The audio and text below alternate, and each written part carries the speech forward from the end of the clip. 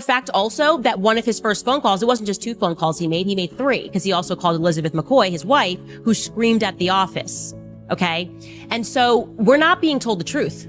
That's what I'm getting at. We are not being told the sensible. You ever notice how the wildest drama isn't in Hollywood anymore? It's in conservative politics. Forget reality TV. This is Real Housewives of the Right Wing. And tonight's episode is called Who Betrayed Charlie? Because when Candace Owens even hints that Turning Point USA's inner circle might have sold out Charlie's vision, the internet doesn't just listen. The internet grabs popcorn, opens 20 tabs, and starts freeze-framing body language like it's the Zapruder film. So what actually happened between Candace Owens, TPUSA leadership, and the people closest to Charlie Kirk? Is this a righteous call-out, or just the messiest group chat in conservative politics spilling onto the timeline? Stay locked in, because we're breaking down 10 key beats in this saga, and by the end, you'll have to decide for yourself who's defending Charlie's legacy and who's just defending their brand. The hammer drops. So picture this: Candace Owens goes online and doesn't just disagree with how things are being handled around Charlie Kirk and Turning Point USA. She basically walks in with a verbal sledgehammer and starts swinging it at the vibe of the whole operation. She doesn't need to say, "You betrayed Charlie," word for word. Instead, she does something way more powerful. She questions loyalty, priorities, and who really benefits when a movement gets bigger, richer, and more polished. In her world, betrayal isn't just cheating on a person, it's cheating on principles. Candace Owens pushes this idea that somewhere along the line, the mission Charlie stood for, being bold, controversial, and unapologetically anti-establishment, got slowly swapped out for something safer, more corporate, more donor-friendly. And once you use that language, sold out, protected, managed, the audience doesn't need a courtroom transcript. They just need the feeling that something about this story doesn't line up with the version they were sold. But for a feud like this to really explode, you need more than just one viral rant. You need a history, from allies to awkward silence. Candace Owens and the TPUSA world weren't always in tension. For years, they looked like they were on the same team. Conferences, panels, shared platforms, overlapping audiences, same enemies,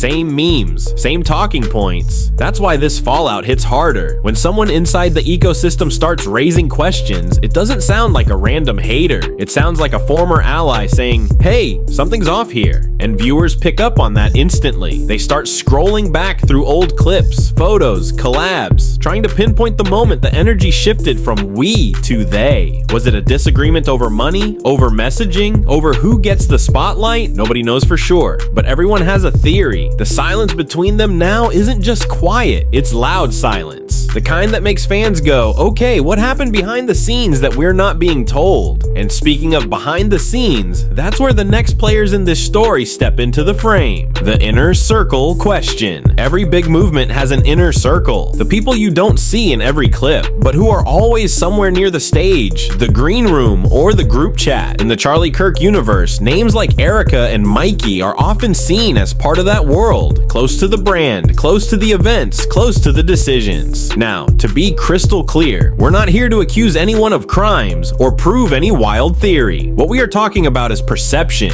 how the internet reads the body language, the roles, and the optics when tension hits. When Candace Owens starts talking about protection, narrative control, and questionable decisions, the audience doesn't just think of nameless suits in a boardroom. They start asking, who is around Charlie? Who influences what gets said? Who decides what stays quiet? Suddenly, Erika and Mikey become symbols in a bigger argument. Are they faithfully safeguarding Charlie's legacy, or are they, in the eyes of critics, gatekeeping questions that make things uncomfortable? And if you think the internet is going to just sit back and watch quietly, you must be new here. The internet court of opinion. Once this kind of drama hits social media, there is no going back. Clips get re-uploaded. Old speeches get repackaged as foreshadowing. Every statement starts getting scanned for subtext. Fans who deeply respected Charlie Kirk feel personally invested. They don't just want drama, they want reassurance. They want to know that the people now speaking about him and for him are doing it with integrity, not opportunism. So they do what the internet always does. They start connecting dots, replaying footage, analyzing tone. Some side with Candace Owens, convinced she's the only one willing to say out loud what others whisper in private. Others defend the TPUSA ecosystem, insisting that criticism in the middle of grief or transition is irresponsible and unfair. The result? One giant digital jury, split down the middle, no judge, no rules, just endless comment sections trying to decide who's loyal and who's leveraging the moment. But to really understand why this blows up so fast, you have to follow the one thing that always makes political drama go nuclear: the money. When Principal meets Payroll, Candace Owens doesn't just talk about emotions, she talks about incentives. And that's where things get extra uncomfortable. She asks the forbidden question: who benefits from the way things are being handled? If a tragedy, controversy, or massive story leads to higher donations, more media attention, bigger events, and expanding influence, is everyone truly motivated to ask hard questions? Or is there a quiet, unspoken preference to keep things inspirational, unifying, and just vague enough to not scare the donor base? Again, this isn't proof of anything. It's not an accusation in a legal sense. It's a lens. Candace Owens frames the situation less like a crime scene and more like a pressure test. When money, branding, and loyalty collide, which one wins? And that's why viewers latch onto her critique, because once you mention fundraising, contracts, and careers, Betrayal stops sounding like melodrama and starts sounding like a plausible human temptation. And once money is on the table, the next thing people start sniffing for is narrative control, narrative management, or damage control. In any high-pressure situation, statements start sounding less like conversation and more like PR. You get phrases like, "We're focusing on healing," "We're not going to engage with speculation,"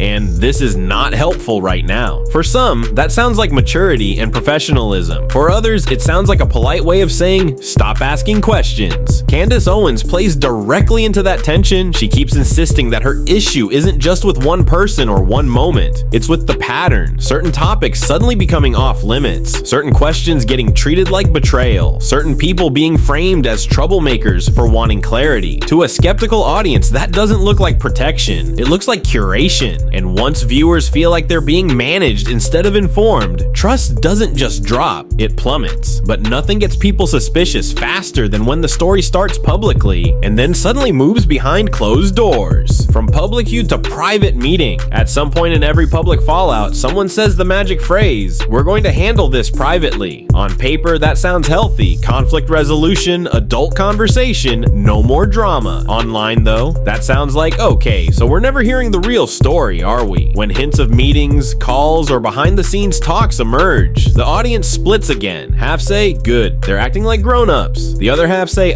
there it is, their set button. Candace Owens, intentionally or not, becomes the lightning rod in this moment. Every change in her tone, every new post, every decision to dial things up or down is treated like a clue. Did she get new information? Did someone pressure her? Did she decide that continuing the fight would hurt more than help? No matter what the reality is, the internet fills the silence with its own script. And that's when the core question shifts from what happened to something way more explosive. Loyalty to a person, a movement, or a brand. Loyalty is where this whole thing stops feeling like gossip and starts feeling like a gut punch. Because everybody in this story, Candace, TPUSA, the inner circle, the donors, the fans, claims to be loyal to Charlie Kirk. But loyalty sounds very different depending on which side of the glass you're standing on. For one group, loyalty means circling the wagons, protect the family, protect the organization, protect the image. If that requires shutting down uncomfortable questions, avoiding certain topics on camera, or telling people this isn't the time to talk about that, they see that as honor. To them, digging too deep looks like disrespect. In their minds, real loyalty is keeping the chaos away from the people still grieving and the mission still moving. For the other camp, that's not loyalty. That's polishing the statue while the foundation cracks. They look at the same situation and say, if we loved this person, if we believed in this movement, we should want everything brought into the light. That camp sees silence as suspicious, narrative control as manipulation, and stop asking questions as the spiritual cousin of nothing to see here. Candace Owens plants herself right there in that second group. Her whole brand in this storyline is, if you're really loyal to Charlie, you don't hide behind her spec respect to avoid scrutiny. You put everything on the table and let the truth clean up what PR never can. Whether you think that's brave or reckless, you can't deny it hits a nerve. And that's why words like betrayal and sold out land like grenades instead of insults. They're not just saying, I don't like you. They're saying you chose the brand over the man. You chose the movement over the mission. You chose the optics over the truth. Suddenly, loyalty isn't a warm, fuzzy feeling. It's a dividing line. Are you loyal to the person you say you loved, the movement they built, or the brand that now pays the bills? Because in this drama, those three things are no longer perfectly aligned, and everybody watching feels pressured to pick which kind of loyalty they believe is real. But here's the twist. For millions of people watching from the outside, this stopped being just about their loyalty a long time ago. It's quietly exposing what our loyalty really looks like too. Why viewers feel betrayed too. When audiences invest in a movement, a show, or a personality, they feel like they're in a relationship with the brand. They donate, they share content, they defend these people at family dinners. So when there's even a hint that the truth might be getting edited for optics, it doesn't just feel like someone betrayed Charlie, it feels like someone betrayed the audience. That's why this story explodes beyond just conservative circles. It becomes a case study in what happens when fans feel like they're not getting the full picture. Are they being treated like adults who can handle messy reality, or like consumers who just need a clean storyline and a donation link? Candace Owens taps into that frustration. Her tone says, "You're not crazy for having questions." And that reassurance is addictive in a media world where people constantly feel gaslit by official narratives. Which brings us to the final uncomfortable beat in this entire saga. The story behind the story. At the end of the day, here's the wildest part. Nobody watching from the outside truly knows every detail of what's happening between Candace Owens, Mikey, Erika, TP USA leadership, and Charlie's circle. What we do know is this: accusations of betrayal, even when framed in terms of values and perception, are radioactive. They don't just call someone's decisions into question. They shake the foundation of trust, holding entire audiences and movements together. Maybe this is really about a sincere clash of conscience. People who genuinely disagree on how to honor someone's legacy. Maybe it's about egos, money, and control. Maybe it's a confusing mixture of all of the above, like every messy human story that ever existed. But once a narrative this charged hits the internet, it stops belonging to the people in the room and starts belonging to the people watching. So what do you think? Is Candace Owens courageously calling out a system that's more interested in protecting itself than answering questions? Or is this just another feud where everyone thinks they're the hero and the audience is stuck in the crossfire? Drop your take in the comments. Are you team speak up or team this went too far? If you want more breakdowns that cut through the PR and lean into the messy, human side of political celebrity drama, hit like, smash subscribe, and ring that notification bell so you don't miss the next chapter. Because in this corner of the internet, the stories aren't just about power and loyalty, they're about who gets to tell the story in the first place.